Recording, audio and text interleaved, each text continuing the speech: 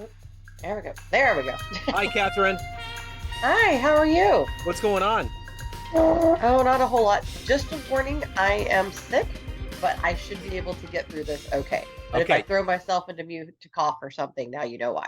you're fine. Yeah, we're gonna motor through it. So where are you located? Yeah. South Florida. Wonderful. I love Yeah. Florida. So I love the nature here. I do. you love It's what? absolutely the nature Oh, here is absolutely. very Yeah. beautiful. I'm Mhm. landlocked here in Kansas City, so I just yearn for the ocean. Oh yeah, you got to move. Hi, yes. That's a good response. So, hey, it's Mm, great to meet you. And before we get into your life and career and what makes you who you are, I want to know, how did you yeah. survive COVID? How did you get through that Oh, 3 year you froze. period? And how has it changed the way that you do things now? During COVID, during 2014, I had already, by the way, been remote. Like that was my thing. So then fast forward to COVID. So people always think that my business became remote during COVID. No, no, no. Y'all caught up to me. I've been doing this for a while.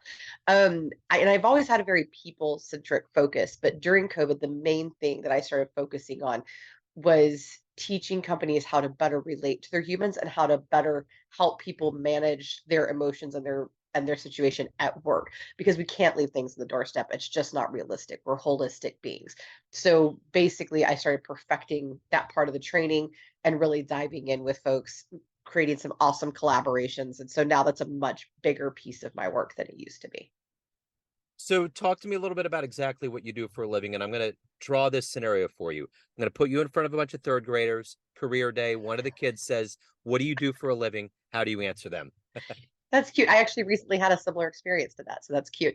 Oh, What I do is I help companies better understand how to take care of their people, hire their people, and to work more inclusively with their people. so what did you want to be in the third grade? Since before that, I wanted to be a business owner, and I used to play interview with my mom. She was in HR, she was in recruiting, and I would interview her for jobs and make her fill out applications and play convention with me. And one time I even fired her, which I think was super rude. I was like 5 or 6 years old, and I fired her. But yeah, so I kind of always knew in the back of my mind that I would end up here. But the main thing that I wanted was to be an innovator, to shake things up, and to be a business owner. So, tell me where you were born and raised and how some of these seeds more specifically were planted into you to love business and to become who you are. Yeah, so I was born and raised in Dallas, Texas, for the most part. Spent a few years in other places, but the majority of my upbringing was there and always in Texas. I'm proud of that. I love that upbringing. And one of the coolest things that was ingrained for me from a small age, I've had a lot of people go, well, how did you get into inclusion work? Yeah, how is that a thing? And it was the most natural thing in the world for me to get, and it can still to this day confuses me how other people don't get it. But I've decided it's because they didn't have the Southern Belle upbringing that I did. So my family is super into entertaining, and they're the most Southern Belle people you've ever met. Everybody's accommodated and thought of and welcome, and it's this huge elaborate thing, right? And so that was bred into me from the time I was very young. And so it it kind of furthered into just wanting to take care of people, wanting to accommodate them, wanting to be welcoming to people and have them feel comfortable. And so that really impacted the inclusion aspect, and that really led into that. And I do a lot of international speaking now, especially about neurodiversity.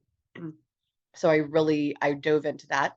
And then the other thing that really impacted me on the business side was, to me, as a child, you see things very simply. And to me, the only way when I was little to make a real impact was to be on a stage and to own a business. Those are the two things that I saw in the world that made impact. And I'm not on the stage from like a singing or an acting standpoint, but I speak and I have, that kind of presence. So I ended up doing everything from the base level, everything that my little mind thought that I would end up doing. So, who was a hero for you, a role model? Gosh, you know, that one, I don't have like one human that sticks out, and I kind of parsed that out to different people throughout my life, like different things about them. I say that's something that I want to take from this person. I want to absorb into myself and continue. I think one of the earliest people that I really admired very, very deeply was the actress Audrey Hepburn. Yeah.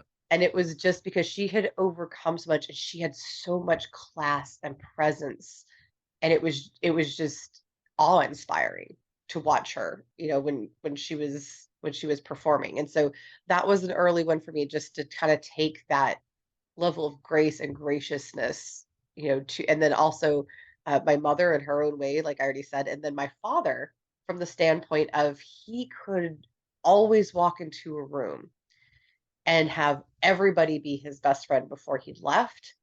And he was, despite consistent battles with mental health, and just for anybody listening, he does not mind me talking about this. Um, he's always struggled with a lot of depression, but it never affected his work. In fact, he taught me that your work can actually be a healing point for you. And Yeah. so that the fact that he was always so successful with all of that going on, and always gave so much to other human beings, no matter what was going on with him, that was always a huge point of inspiration for me. That's excellent. If you can meet anybody alive on the planet right now, who would it be? Who would you love to spend time with? Actually, one of my top answers for that is there is a punk singer and spoken word artist and traveler extraordinaire named Henry Rollins. He's the Oh singer of yeah. a band, Black Flag. Oh, I Yeah, love him. I've seen I him. love him. Oh, Yeah. I have too. Yeah, I've seen him in person. My husband's met him, so my friends have met him. I've just never been in the right situation to actually meet him. But I freaking love him, and just his mentality and his thirst for life. I have so much respect for that. And then another one that I think would be just the coolest conversation. What's funny is this person is actually good friends with Henry Rollins, is RuPaul. Yeah. I just like that as a human being, just from the boldness standpoint. I would just love to meet. I like people that just are like unapologetically them and they just live life bold and loud. I'm all for it. My wife loves Drag Race. She just it's her moment of zen. I got to go in Vegas. I got to go see the live show, and I was over the moon. They're It was so freaking cool. they're coming to Kansas City, and I don't know. I'm gonna have to figure out some way to get her You there. got to. Yeah. It's amazing. Yeah, it's so worth it. It So really. so I got to tell you, I saw Henry Rollins several times Mhm. in my 20s, and so I have a jazz radio show, and he curated a collection of jazz songs for a Blue Note release. So I Yes, emailed he him did. and said, "Hey, do you want to interview?" He actually responded, "I know it was him." And he said, "I'm just too busy. I can't do it, but I know it was him." Like it wasn't That canned. is It was, so cool. yeah. So, That anyways, it is was so one of cool. it's the best rejection letter I've gotten my whole life. I would be like, yes, he Yes. responded to me. I am worthy in life. Yeah, I that's so funny. Yeah. So I did listen to an interview recently with him on Rogan, and he said that he just doesn't have friends. He's so busy with business and Yeah, he's so fickle that yeah, he doesn't hang out with people. There's things that he yeah, said that were very revelatory. It's odd, you know. yeah. So He's such a unique being, and that's yeah. what's always just drawn me. And his writing is so freaking Oh yeah. powerful. Yeah. It really is, and I love people that just and everything to him is just like, all right, let's say yes, let's try this new thing, and he embraces how different he is, and he Yeah. steers into his neurodiversity. In fact, if you've never seen it, look up the routine in his spoken word tour where he's talking about when he met RuPaul and like formed a friendship there. It's hysterical. Yeah. Like Yeah. it's just the most priceless situation ever. But yeah, I love it. And there are a lot of people in history I would rather meet than a lot of the current people. A lot of Yeah. people I want to meet are dead. Uh-huh. But yeah, I love that. I love the innovators. I love the shaker uppers. Yeah.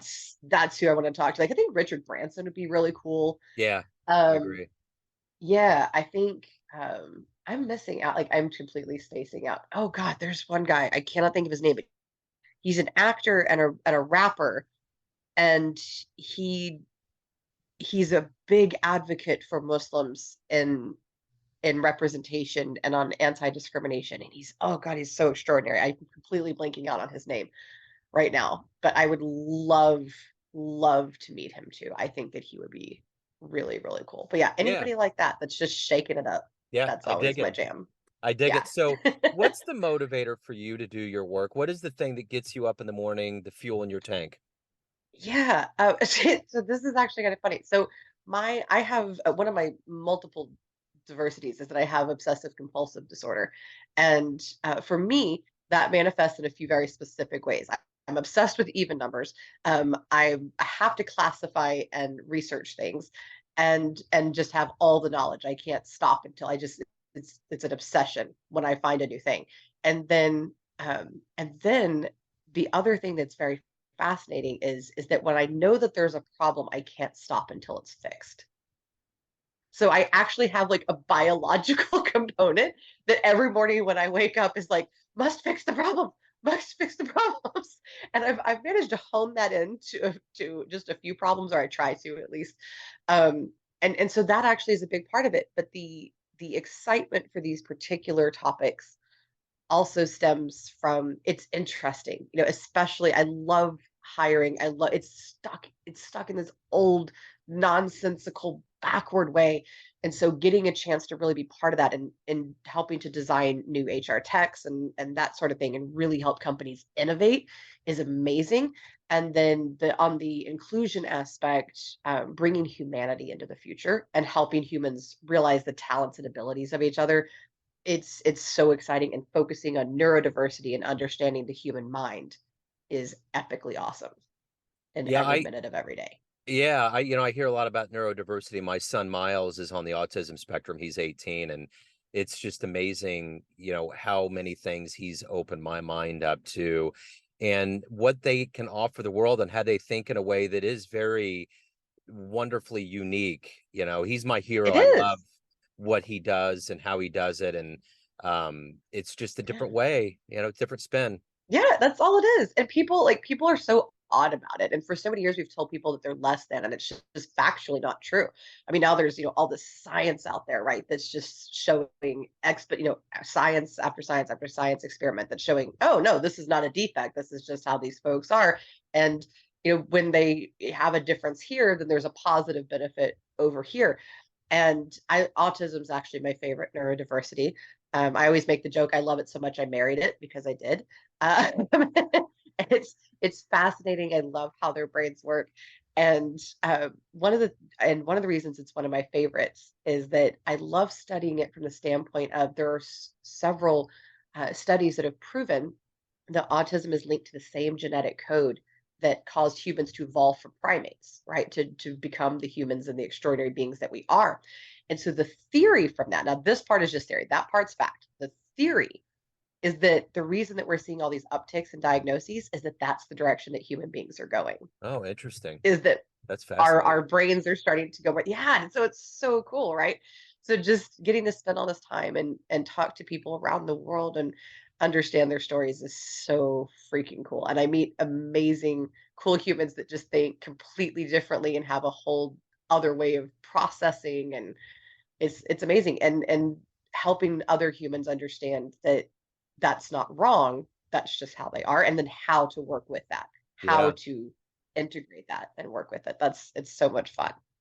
Well, he doesn't have classic autism. What he has is an extra long arm on his 15th chromosome, which has Okay. led to developmental delays in a whole different way. But there's a lot of that that's on the spectrum. So educationally, but it Well, is right. interesting how one little piece of genetic material can be Yeah, such a just this big one little influence. thing, Yeah. all the way over here. And I do like to tell people disability definitely comes with neurodiversity. I've Yeah. never, I'm not one of those people that thinks it's all positive. That's not true. I know from my own experience that's not it. Sure. Um, but we are designed to balance that out. So like you were saying, your son will have gifts or he'll have certain ways that he understands things. I spoke to a gentleman this morning, and he was telling me that his daughter could, without listening and hearing a single line, but just watching certain cues in movies, when her dad would be watching something on the iPad with his headphones on, could tell him the entire end of the movie and always nail it to the specific detail. Wow. That's fascinating. Yeah. So there's just always something, and people think that nonverbal means that they're dumb or they can't communicate. Like, no, they communicate just fine. They understand, they know what's going on. They just don't communicate the way that you think that they Yeah, ought to, but they've absolutely. got their own thing. And even people that have, the stronger disabilities, they're not useless. They just are different. Yeah, They just, and they have their own little way to communicate, their own little way to give back yeah, to the world. absolutely. So let me Yeah. ask you this. Of all the things you've accomplished in your life, what are you the proudest of? Ooh, that's a good one. There's two. I designed a product with no technological background at all. Designed an HR tech product that was cool enough and innovative enough to be featured on a stage at Web Summit twice in a row. And Web Summit, for anybody listening who doesn't know, is the top technology conference in the world. This past year, they had 70,000 people in Wow. one conference, and yeah, over a few days. It was crazy. Yeah. And so that was really cool. I'm very freaking proud of that. And then I'm also very proud of, in my speaking career, the the fact that I've made a difference in people's lives. And when people reach out to me and say, I heard you speak, I thought I was alone and I know I'm not now. Thank you. Or I know that I'm not less than, or I know how to talk to my son now, or I know, whatever it is that impacted them. That is the most rewarding and beautiful feeling, to know that you help somebody's life get better. And then what other great things are going to come from that? Yeah, that's Those are the wonderful. two things I'm the most proud of. Yeah. Yeah. So if you could see any event in human history with your own eyes, what would you love to have seen? Oh, that's another really good one. Ooh, any event in human history.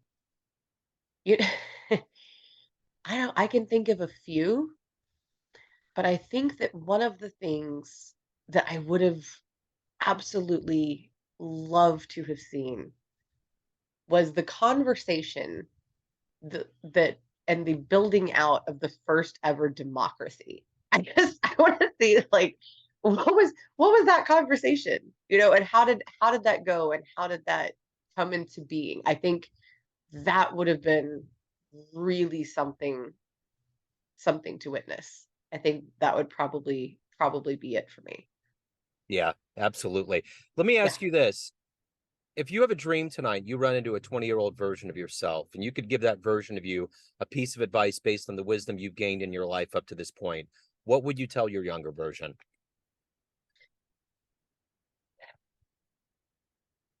Hurry up and learn to be vulnerable.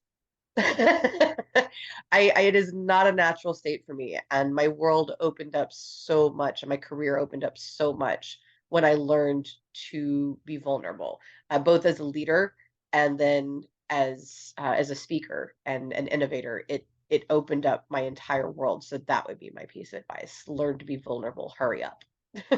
Yeah. So everyone out there has a perception of you, family, friends, clients, colleagues, but you run the show. What's your perception of you? Who do you think you are? I am the human equivalent of Grumpy Cat. That's like, if Grumpy Cat stuck her finger in a light socket and like her hair was just sticking out everywhere, that would be me. Uh, and not that I'm grumpy, but I just have this. I have a very big wall, but then I have a very hard exterior, and that's kind of where I identify with the Grumpy Cat. She just looks so mean. But if you watch the videos, she's always got something going on. Yeah. She's always got something that she has happen in her world. She loves her people, she's all that. So that's why I tell people, like, it sounds funny and it sounds goofy, but that really kind of is how I see myself. I know that I have this wall. I don't like a lot of people coming into it, and they can just stay over there. That's fine. I'm very particular, but once you're in, you're in, and I have a very deep love for that. I am be kind of a, excuse my language, a balls to the wall kind of person. I am bold. I always have been. I'm just bold. I just go 90 to nothing. And I love that about myself. I can stress other people out to the max, but I love it. And I love that I'm selective in my life with Yeah. what's around me, who's around me. Um, and I am an eternally complicated and difficult person, But I wouldn't, and there's some things I'm working on evolving there, but honestly, a lot of it, I love exactly how it is, because without those things, I couldn't be doing the work that I'm doing, and I wouldn't be who I am ultimately. So, Well said. Yeah, yeah. I dig it. So if anyone wants to learn more about you, your world, anything pertaining to you, Yeah. where can they go? Oh, there's a few places. So number one, I'm all over LinkedIn, and I'm one of like two or three Katherine McCords with my spelling in the US. Super easy to find. Sure. Also, my company website, titanmanagementusa.com, and my speaker site slash education site is kmccordspeaking.com. I would say you're a cool cat, but I'm going to say you're a cool grumpy cat. I love that. Oh man, this has been great. I mean, we could have stopped at Henry Rollins and we would have had an instant connection. It would have been perfect. Instant. I love it. That would just be an episode all by itself. Well, hopefully this made you feel a little better. This got some adrenaline moving, and you're going to feel better. Yeah, So, yeah. thank you so no much. more illness for me. Thank you. I appreciate it. Thanks for your story. Cool. Have a great day.